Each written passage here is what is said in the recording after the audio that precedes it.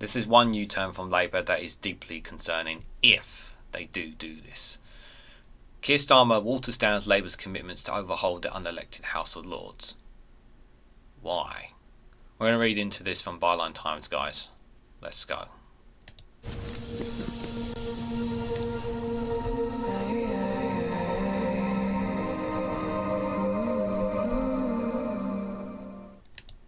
Good morning, good afternoon, good evening, wherever you are in the world. This is REGANELITE here with an article from the Byline Times with the headline that Keir Starmer's watered down Labour commitments to overhauling the unelected House of Lords. Only last December, Sir Keir backed plans for a new second chamber which would have electoral legitimacy. Now, obviously, we know that some of the policies that he has U-turned on is because obviously we don't know where things are going to be like here when Labour come into power, if they do win the next general election. This is one that they really should not be changing their course on whatsoever, and it is vitally needed to change the House of Lords. It is an affront to every British taxpayer up and down the country that we're paying to these people who aren't elected, who claim to speak on our behalf when don't know anything about us.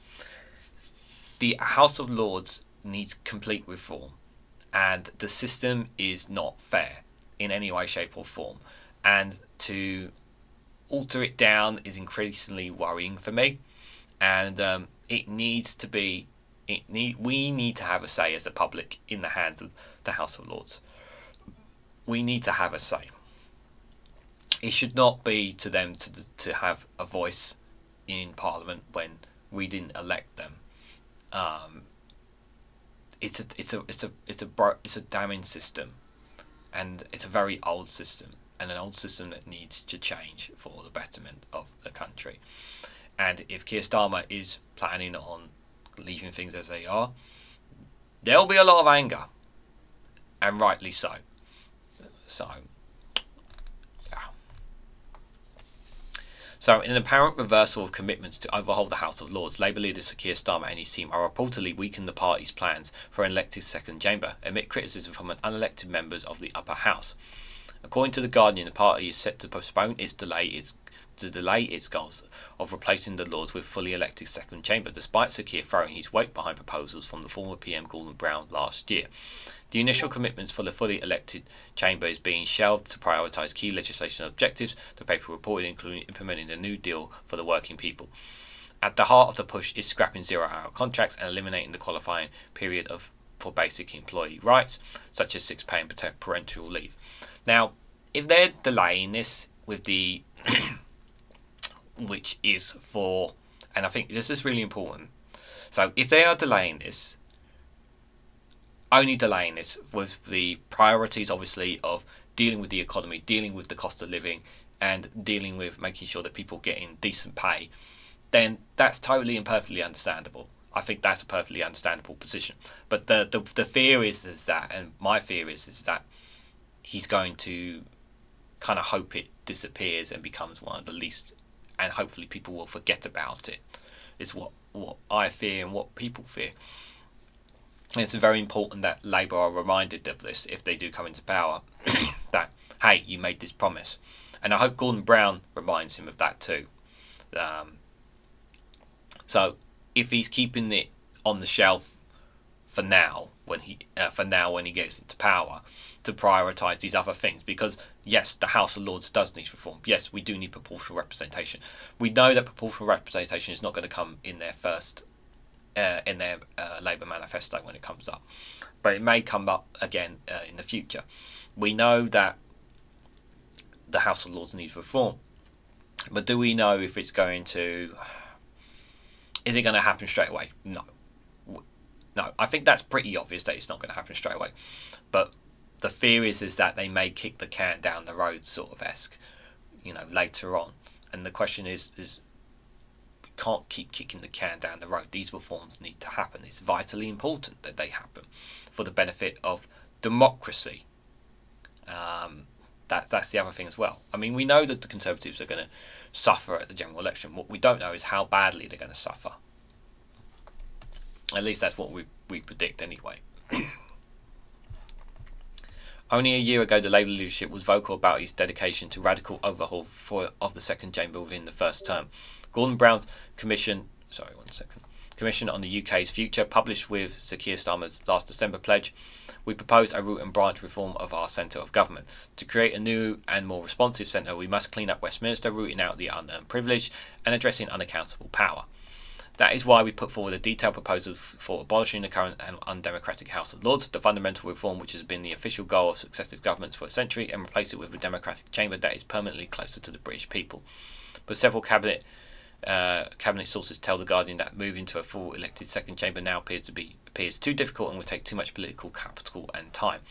Labour is now apparently posed to consider a narrow scope of amendments to the unelected House, including limiting the number of peers from its current 800, bolstering the authority of the House of Lords appointment commissions which vet nominees, and possibly phasing out the 92 heritage peers remaining. The aspirations of a fully elected second chamber hasn't been abandoned, but it does seem to have been kicked down the road as a now long-term goal.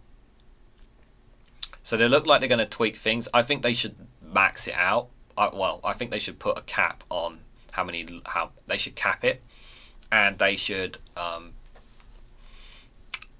and Prime Minister should only be allowed to elect a very limited amount of people, like maybe 5 or 10 or something, like a very low number of people. Like it shouldn't be like 20 plus people. It's just like Boris Johnson's and Liz Truss's ones were just needs to be extremely limited what they can appoint. The Lord Speaker John McFarlane, a former Labour MP, has been prominent in his attacks on sweeping Lord reforms.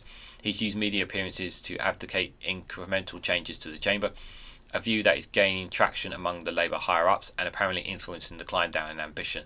See, this guy is the bad guy in all this John McFarlane, because he's in the House of Lords. He will defend it to the very hill. But what he doesn't fail to realise is that we're paying him and all those people taxpayers' money when we didn't even have a goddamn voice in whatsoever in what they say and what they do, or can unequivocally vote them out. So sorry to say this, John, but you really need to shut up and move out of the way, because we have a right to speak. This is our country. You don't speak for us because you weren't elected by us. You may have been a for-lay MP, but you weren't elected to be a House of Lords. Just put that on the record. While Labour source played down the Guardian story, a pro-reform Labour peer said they were concerned by it, telling Byline Times, "I never thought for a minute it would be the first term priority, but I didn't think it would be dumped from the manifesto." It has also come under fire from other opposition parties. The Scottish National Party's Tommy Shepherd MP said it is increasingly clear the only change the Labour Party is capable of offering is to change in their minds every 5 minutes. Labour has also ruled out more powers for the Scottish Parliament, instead focusing on devolution to local councils and mayors. Sir Keir Starmer is now ditching his pledge to abolish the House of Lords in order to stuff the place with Labour donors and cronies. Westminster does not and will not offer the change Scotland needs. The system is broken and cannot be fixed, Shepherd said. I wouldn't go that far. I don't think they're going to fill the House of Lords with donors and cronies, but I mean, I don't know about that. They may do. I know may do. Tom Brake, director of democracy group Unlock Democracy, added, "If Labour is scaling back plans to reform the House of Lords to make times to address our calamitous voting system, which is a bigger obstacle in the way of tackling long-term issues like climate change and the cost of living crisis, then we can live with this." Sir Keir was spot on when he said millions of people's votes in safe seats and feel their vote doesn't count. I'm utterly convinced about this. The Westminster system is part of the problem. We now need to see plans and actions to address this. Many other activists have hit out at the changes. Sorry, I'm trying not to sneeze, guys. Achillea Jordan, chief executive of Make Folks Matter, told Byline Times that the rollback was worrying, and the public, Rishi Sunak, and even Keir Starmer himself have identified that Westminster isn't working. Recent polling for Make Folks Matter found that only 1 in 25 people think the UK's political system needs reform at all. However, similar polling by Ottman for the group showed that public sees proportional representation for the Commons as nearly 3 times more important. John hopes that the shift away from the Lords for reform will focus Labour's minds on the need for PR. As we said, it's not going to happen in this first term, if that's what he's expecting. And Jessica Townsend, co-founder of the Activision Coalition MP Watch branded Lords Reform, the mildest change Labour could put forward. Voters are clear that our democracy isn't functioning and the reputation of policies are at an all-time low. We also hope that Angelina's plans for stem from the Brown report recommendations to improve integrity doesn't get similarly sidelined.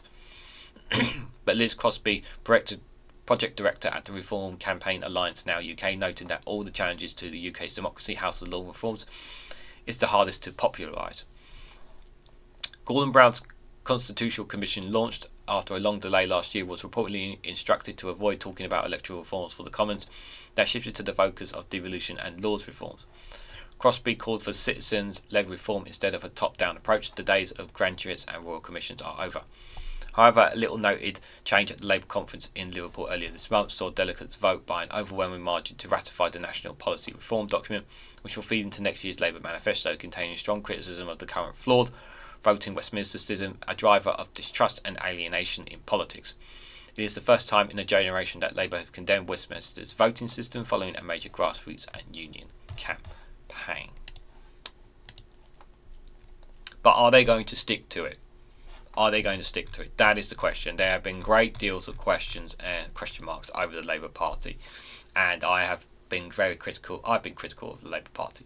Obviously, at the Labour conference, I really liked what they were saying and things that they were doing, things that I'd like to have hope.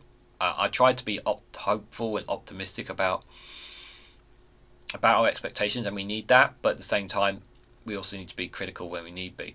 My message to those in Labour is to just keep up the tension and keep the pressure on those at the higher ups at Labour. Don't allow them to be influenced by these people that are who are only doing it for their own benefit and not for the benefit of the United Kingdom. The people need a strong Labour government. They really, really do right now. Not right now, but when or if they come into power, they need that, and it's vitally important. One can only hope that they will stick to it, but we'll have to wait and see, obviously, guys. But as I said, they haven't publicly said that they're scaling it back, but obviously, when you hear the rumour of the next echelons, it does lead to questions about it. That is for sure, guys. But what do you guys think? Do you think this is the right decision for Labour? Do you think proportional representation should be a priority? If that is the case, how can they prioritise it if they're not planning to do it in the manifesto, as it has been reported in many places? So what is the reason for this? Do you think this is the right call, guys? Let me know down in the comment section below your thoughts on this. Like, share and subscribe as always, guys. Thank you very much for watching, and I hope to catch you all very, very soon.